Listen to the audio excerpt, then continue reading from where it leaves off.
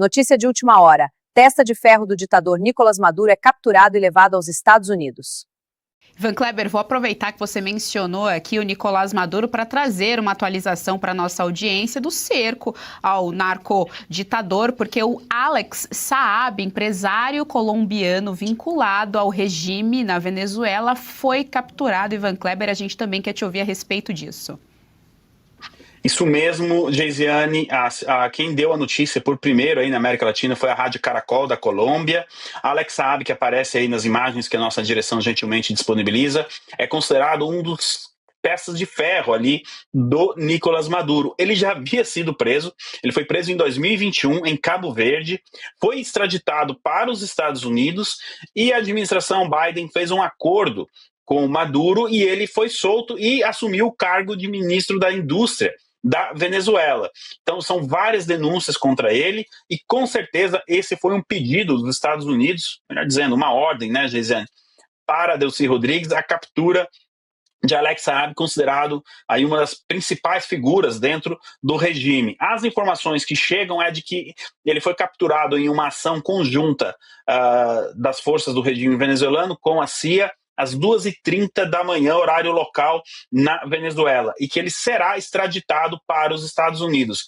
Possivelmente, Geisiane, ele já foi extraditado, a gente não tem essa informação, de repente ele já está em solo americano, pode ser que nas próximas horas a gente tenha uma atualização, e é mais um, Geisiane, que a gente vai ficar de olho, que esse sim, esse já mostrou histórico, tem histórico de quem gosta de delatar e gosta de fazer acordo. Esse aí, com certeza, vai delatar e a gente está curioso para saber o que ele pode entregar para a justiça americana, Geisiane. Todos ansiosos pelas delações todas e também para entender, né, se isso vai chegar até Cuba, que a gente sabe que ali está no point, aliás, de todas essas questões aqui da América Latina. Ivan Kleber, eu trago aqui a tela os nossos analistas políticos do dia, passo a palavra agora para a Fabi Barroso. Fabi, estamos com o nosso querido correspondente internacional, Ivan Kleber, sua pergunta. Seja bem-vindo, Ivan. Como o mundo está, não é mesmo? Eu juntei tudo aqui. Brasil recebendo, então, a comitiva aí do Putin, que tem a mesma vibe de quando nós recebemos, infelizmente, o Maduro, com toda aquela pompa e circunstância. Então, espero...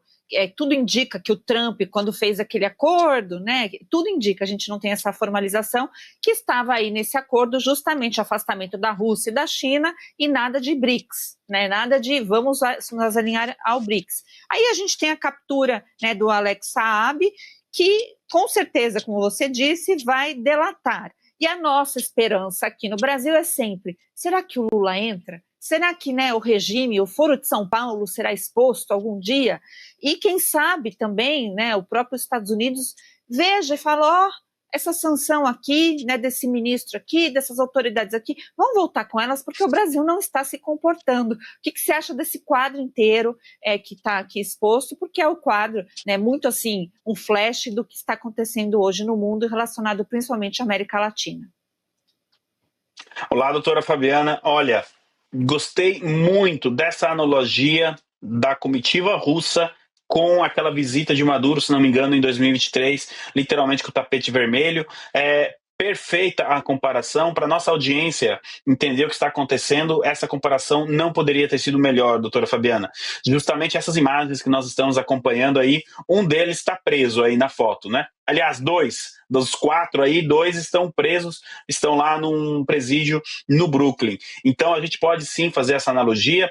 A questão do Alex Saab, de tentar aí cortar a influência da Rússia e da China na América Latina, é uma das prioridades do governo Trump, não sou eu que estou dizendo isso, em um documento publicado, né, de segurança nacional, que a gente analisou, inclusive, lá no programa De Leste a Oeste, aqui às sextas-feiras, às 8h30 da noite, aqui mesmo no programa, na programação da revista Oeste, né, nós analisamos esse documento, está ali bem claro que um dos objetivos é retirar essa influência da Rússia e da China na América Latina. Aí o que faz o Lula? Vai lá e convida a comitiva russa para essa reunião. Reparem, o documento foi publicado entre novembro e dezembro, o documento americano. Nós tivemos a confirmação dessa retomada bilateral entre Brasil e Rússia em janeiro. E um detalhe curioso, depois da captura, pelo menos na mídia russa, isso foi divulgado, depois da captura de Nicolás Maduro, a gente sabe que o Lula ficou bastante impactado com a captura de Nicolás Maduro, será que Lula estaria buscando uma parceria com a Rússia para evitar realmente, eventualmente levar ao mesmo fim do Nicolás Maduro? A gente sabe que essa química, essa amizade entre Trump e Lula tem uma linha muito tênue ali entre a situação de agora e que tudo pode mudar. Então, realmente, como eu disse antes, é um jogo muito perigoso que o Lula está fazendo e eu estou curioso para saber como a mídia europeia, a mesma mídia europeia que apoiou o Lula em 2022, vai agora interpretar e analisar essa visita aí dessa comitiva russa ao Brasil. Pode ter certeza que vai desgastar ainda mais a imagem de Lula, pelo menos na Europa. Lisiane, eu devolvo para você. A gente ainda precisa colocar aqui nessa conta, Ivan Kleber, que lá atrás, antes daquelas primeiras sanções que o Brasil sofreu, teve aquela declaração do Lula sobre moeda única. Na verdade, foi a declaração primeiro do BRICS sobre uma moeda única para bater de frente com o dólar. Depois, o embaixador russo disse que a ideia tinha sido do Lula. Ele deixou muito claro, não, a ideia não foi do BRICS, não. A ideia foi do Lula. Então, o Lula sempre se colocando aí nessa enrascada mesmo com os seus companheiros, digamos assim. Trago a tela aqui de novo, os nossos analistas da Luz, estamos com o Ivan Kleber, sua pergunta. Muito boa tarde, Ivan. A minha pergunta, não sei se pode responder, mas eu gostaria muito que pudesse, ou pelo menos lançar. Eu continuo querendo entender o que possa ter dentro desses 4 aviões. Porque, como você disse, os russos costumam trazer até água. Esses IL-96-400, que são os aviões que vieram para cá, são numa versão, pode-se dizer, executiva, se não presidencial, até para uso dos governantes. Fossem comerciais, levariam 200 e tantas pessoas. Não posso acreditar que houvesse mais de 100 passageiros nesse avião. Assim, ele poderia carregar bem mais de 30 toneladas nos seus porões. Aí eu fico pensando, 30 toneladas, 100 pessoas, dá 300 quilos para cada um. Pode trazer até a água do banho que tem espaço. Eu fico pensando, o que eles podem trazer em 4 aviões para fazer uma reunião? E mais, o que eles vão discutir numa reunião dessas? Da Luz, boa tarde. Boa sua pergunta, viu? Porque o que me motivou a fazer a pesquisa para justamente entender por que 4 aeronaves deste porte foi justamente esse questionamento que o senhor fez. Tudo bem, 4 aeronaves é muita coisa. Uma aeronave reserva, a gente sabe que isso é de praxe, muitos países utilizam uma aeronave reserva, se der problema em alguma manutenção, alguma mudança de rota, enfim, a gente sabe como o mundo da diplomacia está agitado, então tudo isso faria sentido. Realmente, 4 aeronaves me chamou a atenção, então ontem à noite eu me debrucei sobre isso e fui fazer uma pesquisa e descobri essa questão aí de que a Rússia, de fato, ela envia 4 aeronaves em viagens de longa distância. Agora, realmente, a conta que o senhor fez não fecha, né?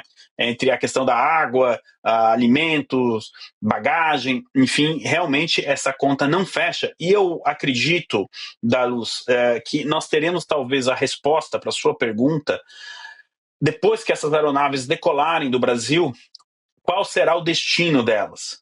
Venezuela, Colômbia ou possivelmente Cuba?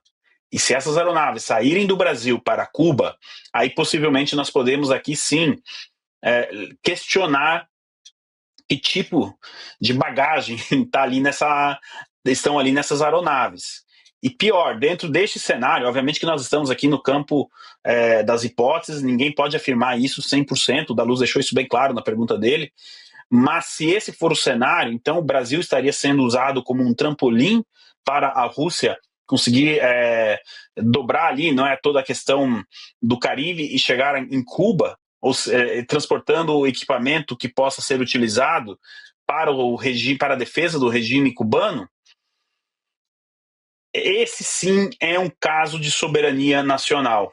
Eu humildemente convido os deputados da oposição que questionem, que façam aí o trabalho, né, que a oposição precisa fazer. Eu sei que está tendo muito trabalho ali com a questão do INSS, do Banco Master, e tem que ser assim mesmo. Mas quando se fala de soberania, aqui sim nós temos um caso que o governo brasileiro deveria, por exemplo, explicar à nação brasileira por que 4 aeronaves de um país que está em guerra, de um país que está altamente sancionado, acusado no mundo todo por invadir a Ucrânia, como que nós permitimos a entrada dessas 4 aeronaves assim, como se nada tivesse acontecendo. Então, eu acho que cabe sim uma margem aí de espaço para que a oposição faça os questionamentos que precisa fazer e que a população brasileira tenha as respostas sobre, principalmente, não de quem está nessa aeronave, mas do que está nesta aeronave. Daluz, gostei muito da sua pergunta, porque foi a mesma pergunta que eu me fiz ontem à noite e comecei a preparar essa pauta aqui para a gente. Geisiane, eu devolvo para você. E você, o que achou da prisão do testa de ferro do ditador venezuelano Nicolás Maduro? Deixe seu comentário abaixo, ative as notificações e se inscreva no canal.